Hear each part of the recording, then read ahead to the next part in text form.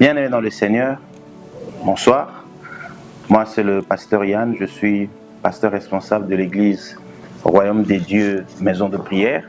Nous sommes dans le cadre de notre émission Parole de connaissance qui est diffusée chaque jeudi à partir de 21h. Aujourd'hui, nous terminons une série d'enseignements sur comprendre la rédemption.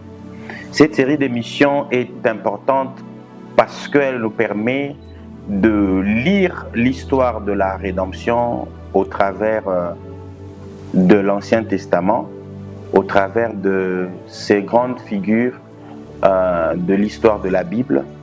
Nous avons commencé par Noé dès le départ et nous avons maintenant nous allons finir aujourd'hui avec Moïse. C'est vrai qu'il y a plusieurs figures importantes et pour nous, on aurait bien pu continuer avec d'autres figures, mais je pense que le plus important dans l'évangile, c'est que l'essentiel soit compris, que Dieu est celui qui a tout prévu dès le début et que dans les petites histoires de nos vies, il laisse sa trace et qu'il est important pour nous de savoir lire le trace des dieux dans chaque élément de notre histoire.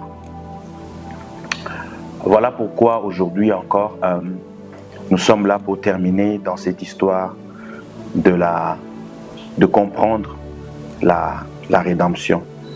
Et nous allons parler des événements qui se sont déroulés en Égypte dans l'époque de Moïse. Voilà pourquoi nous allons lire le livre d'Exode, Exode chapitre 12. Nous allons lire quelques versets. Je lis la parole des dieux, c'est que la Bible dit ici. L'Éternel dit à Moïse et Aaron, dans le pays d'Égypte, ces mois-ci sera pour vous le premier de mois de l'année. Parlez à toute l'assemblée d'Israël et dites, les 10e jour de ces mois, on prendra un agneau. On parle de l'agneau ici. On prendra un agneau pour chaque famille. Un agneau pour chaque maison. Si la maison est trop peu nombreuse pour un agneau, on le prendra avec le plus proche voisin, selon le nombre de personnes. Vous compterez pour cet agneau d'après ce que chacun peut manger. Ce sera un agneau sans défaut, mâle, âgé d'1 an. Vous pourrez prendre un agneau ou un chevreau. Vous garderez jusqu'au 14e jour de ces mois. Et toute l'assemblée d'Israël l'immolera entre 2 soirs. On prendra de son sang et on mettra sur les 2 poteaux, sur le linteau de la porte de maison, et on le mangera. Cette même nuit, on mangera la chair rôtie au feu, et on mangera avec du pain sans levain et des herbes amères. Vous le mangerez point à demi-cuit et bouilli dans l'eau, mais il sera rôti au feu avec la tête, les jambes et l'intérieur. Vous ne laisserez rien jusqu'au matin, et s'il en reste quelque chose le matin, vous le brûlerez au feu. Quand vous mangerez, vous aurez vos reins sains, vos souliers aux pieds et votre bâton à la main. Vous mangerez à la hâte, c'est la Pâque de l'Éternel. Gloire à Dieu. Ce texte de Exode est un texte formidable parce que il reprend énormément d'éléments qui constituent des symboles qui nous parlent de celui qui devait venir et qui va. Et dans cette histoire, la Bible commence par donner ce que Dieu fixe comme condition pour sortir le peuple d'Israël d'Égypte.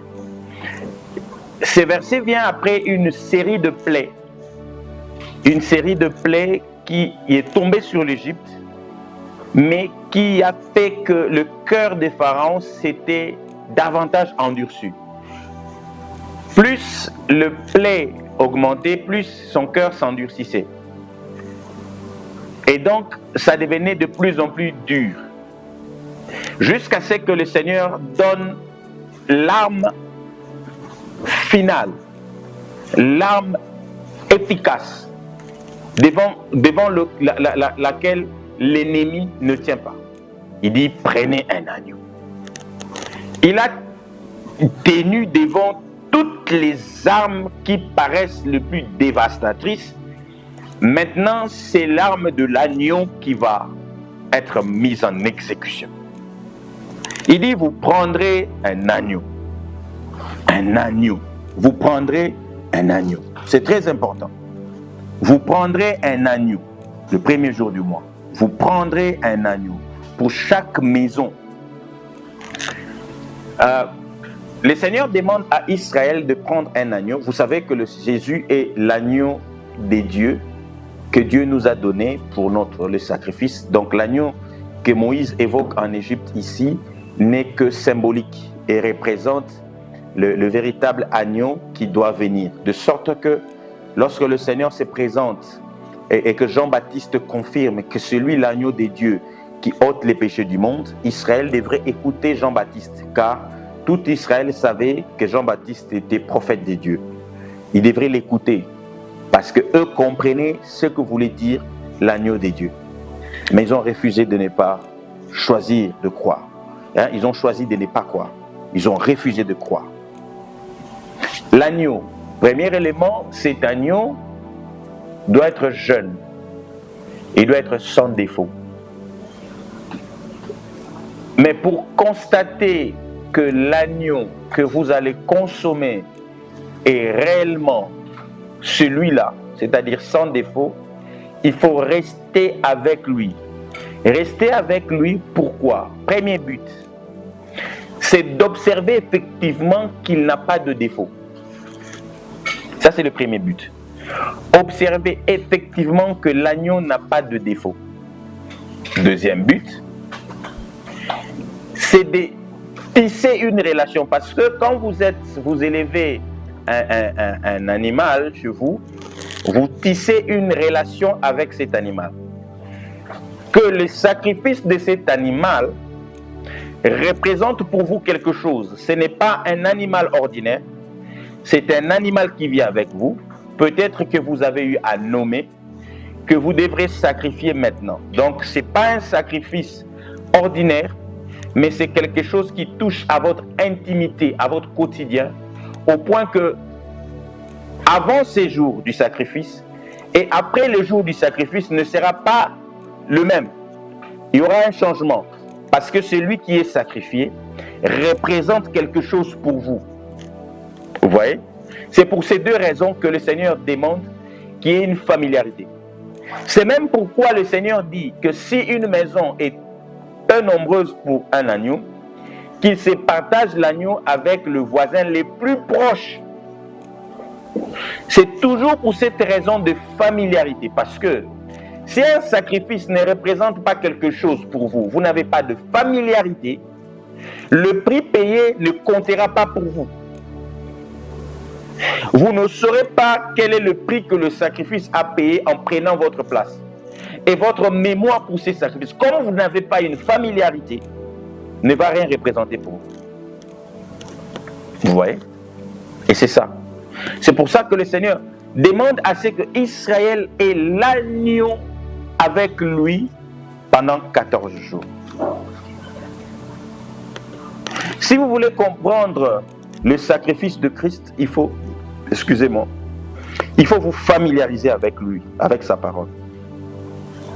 Lorsque vous le connaîtrez pour qui il est, c'est alors que vous comprendrez quel est le prix qu'il a payé. Lorsque vous vous familiariserez avec lui, c'est alors que vous estimerez le prix de la grâce. Et lorsque vous estimez à sa juste valeur le prix qui a été payé pour vous par grâce, vous ne mépriserez plus la grâce par votre conduite. Parce que vous savez quel prix a été payé. Vous comprenez? C'est ça le but des dieux.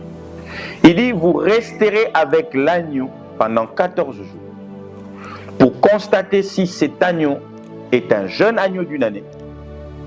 Christ étant livré à son jeune âge, ça correspond à peu près à la trentaine, l'âge où on est vraiment jeune et on a la vie pleinement en soi. C'est à cet âge-là que Christ est livré. L'âge de la vigueur de l'homme. C'est à cet âge-là qu'il est livré pour nous. Vous voyez? C'est très important de retenir cela. Très important. Et donc, le Seigneur va encore dire, il faut rester avec l'agneau. 14 jours. Pour tisser une relation. Il faut une relation développée avec le Christ. Pour comprendre. C'est comme ça que l'ennemi, dans sa stratégie, il éloigne même le chrétien de l'étude de la parole de Dieu. Parce qu'il sait qu'à chaque fois que vous étudierez la parole de Dieu, cela vous mettra en relation, vous rapprochera du Christ et donc de son sacrifice, et vous évaluerez mieux l'ampleur ou la valeur du prix payé par lui, et cela vous permettra de comprendre et d'ajuster votre conduite tenant compte du prix qui a été payé pour vous. Restez avec lui pendant 14 jours. C'est très important. Pendant 14 jours. Vous le garderez auprès de vous pendant 14 jours. Oh. Maintenant, l'élément qui suit. Il dit, vous le garderez jusqu'au 14e jour, jusqu'au mois, et toute l'assemblée d'Israël l'immolera entre les 2 soirs. Entre les 2 soirs.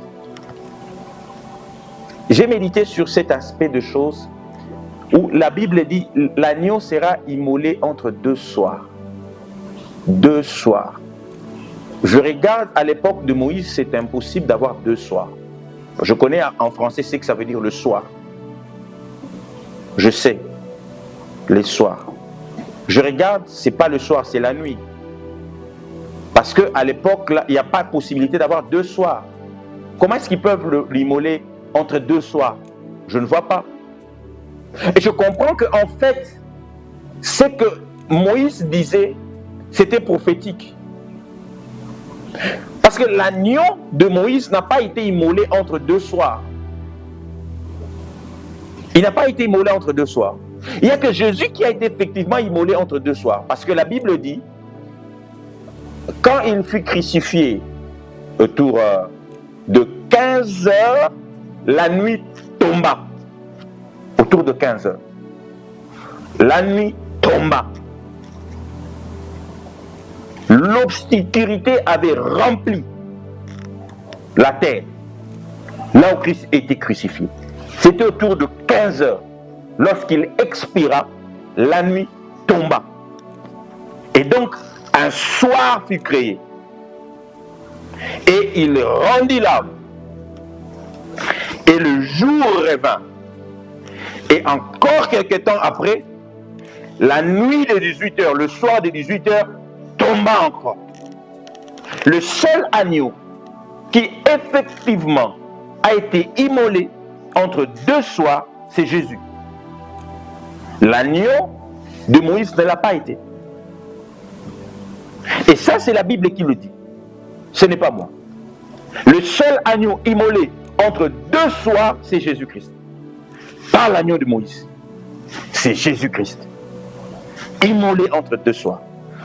Pour notre salut. Immolé entre 2 soirs. Vous voyez?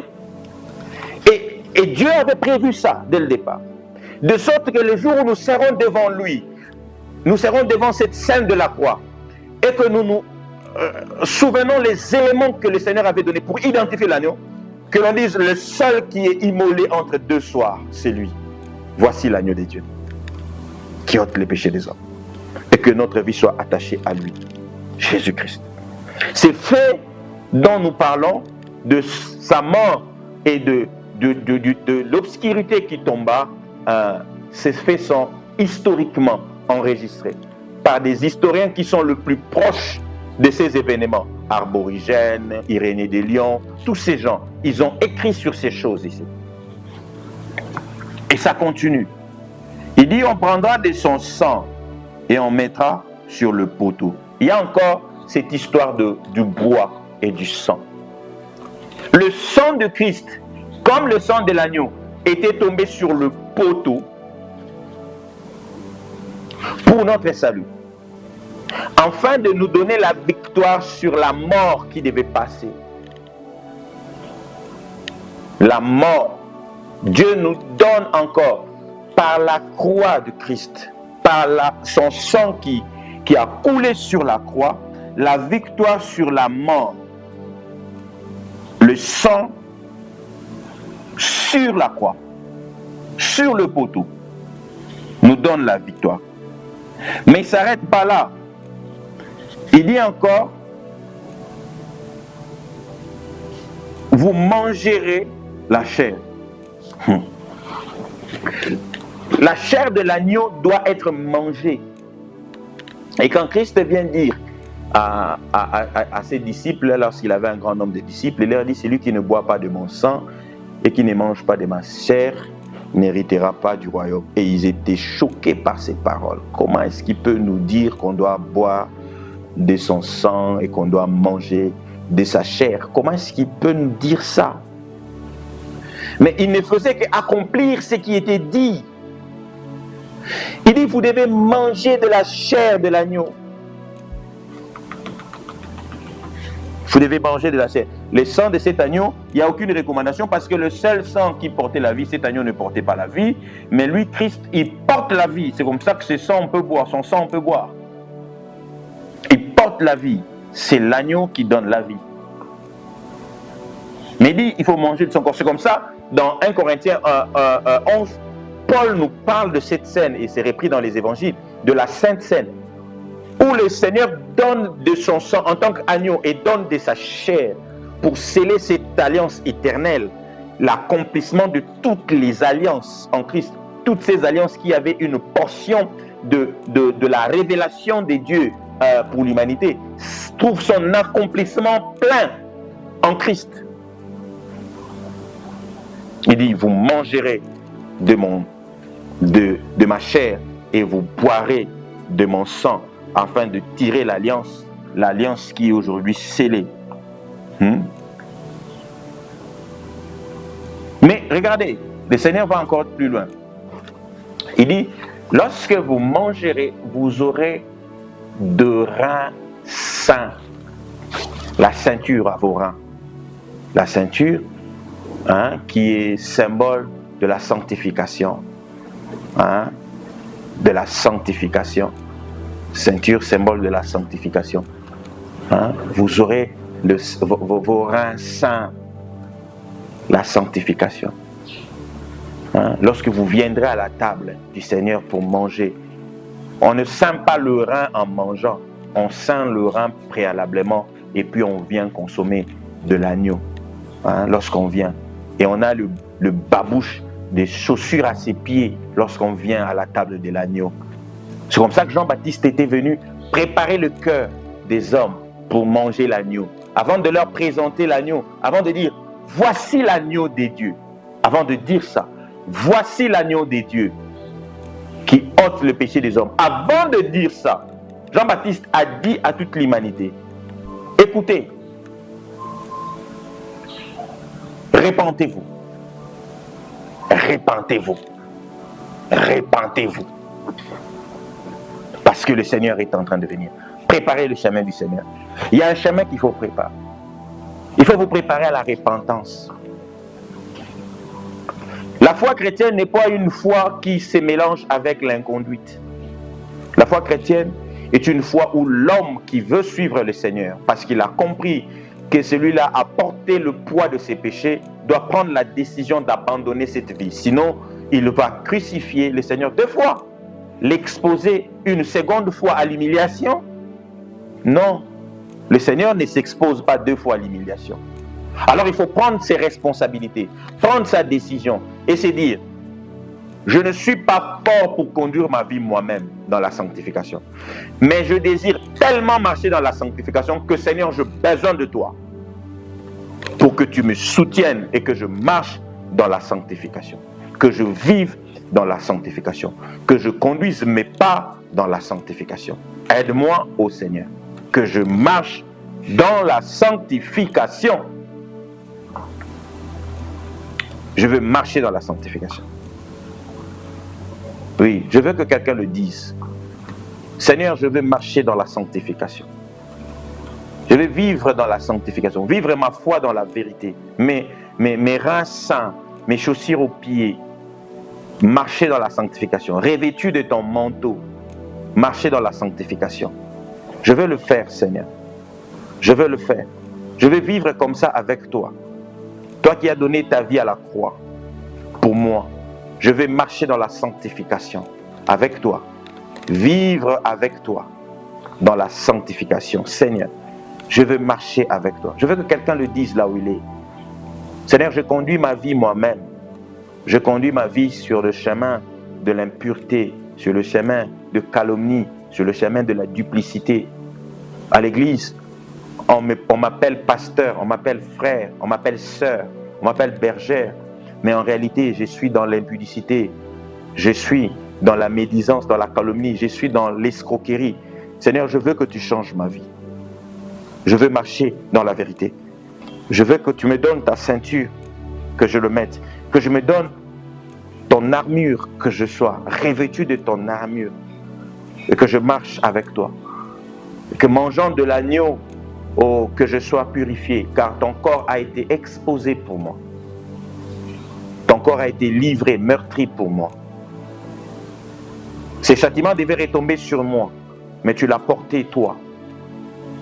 Seigneur, ces châtiments devaient retomber sur ma famille, tu l'as porté toi. Ô éternel Dieu Tout-Puissant, aide-nous, Seigneur. Aide-nous. Toi qui prends nos fardeaux. Quels sont ces fardeaux? C'est ces fardeaux qui ont coûté la vie du Tout-Puissant. Il a été meurtri à cause de toi et de moi. Et ce qu'il attend de nous, c'est notre sanctification. Ce que nous éloignons de l'impudicité, de toutes sortes d'impuretés, de tout dérèglement de comportement.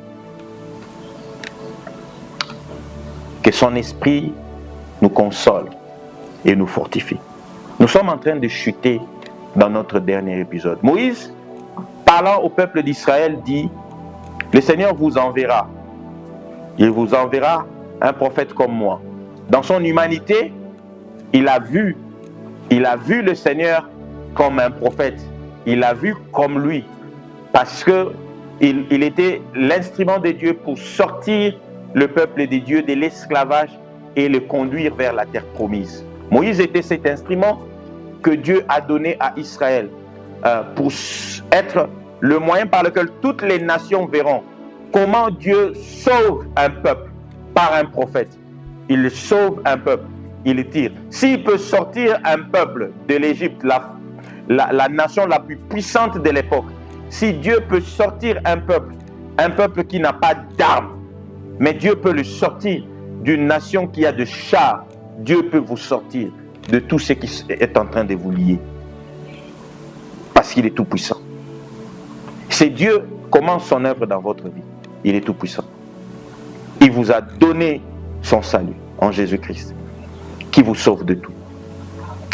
Que sa main puissante vous délivre de toutes sortes d'esclavages dans lesquels vous êtes exposés. Qu'il vous forme dans la traversée du désert pour que vous soyez solide et que vous ne retombiez plus jamais dans les mêmes erreurs qui ont conduit votre famille à l'esclavage. Et que vous demeurez avec lui, produisant beaucoup de fruits au nom tout-puissant de Jésus. Nous sommes à la fin de notre programme et de cette série d'enseignements. Je suis heureux pour vous qui avez suivi toutes les émissions de cette série. Que la vie de Dieu soit votre partage. Que sa lumière éclaire votre chemin, afin que vous marchiez avec lui jusqu'au bout, au nom tout-puissant de Jésus. Soyez bénis, soyez abondamment bénis. Nous sommes l'église Royaume de Dieu Maison de Prière. Nous sommes à l'arrêt terminus de Télécom. Venez nombreux, nous allons prier ensemble. Dieu vous bénisse. Merci.